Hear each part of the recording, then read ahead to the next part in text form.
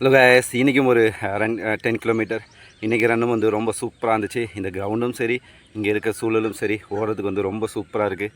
So என்னுடைய வேர்வை எல்லாமே வந்து இந்த மண்ணை தொடுது. ஒவ்வொரு நாளும் நம்ம உடலில் இருந்து வேர்வை எடுத்துட்டோம் அப்படின்னாவே நோய் இல்லாத வாழ்க்கைக்கு வந்து அது அடித்தளமாக அமையும். ஸோ இன்றைக்கி வந்து பார்த்திங்க அப்படின்னா 10 கிலோமீட்டர்னால் வந்து நான் 925 கலோரிஸ் வந்து எக்ஸ்ட்ரா பேர்ன் பண்ணியிருக்கேன்.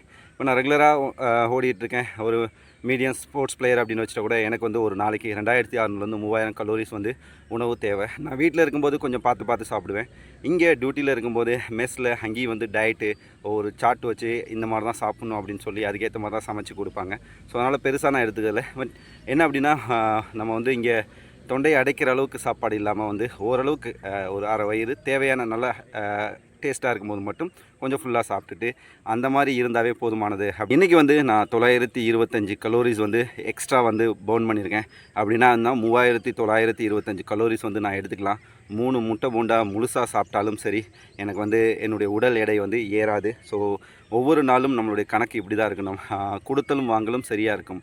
உள்ளே போகிறதும் சரி, வெளியே போகிறதும் சரி, இது ரெண்டும் சரியாக இருந்துச்சு அப்படின்னா நம்மளுடைய உடல் எடை வந்து ஏறாது.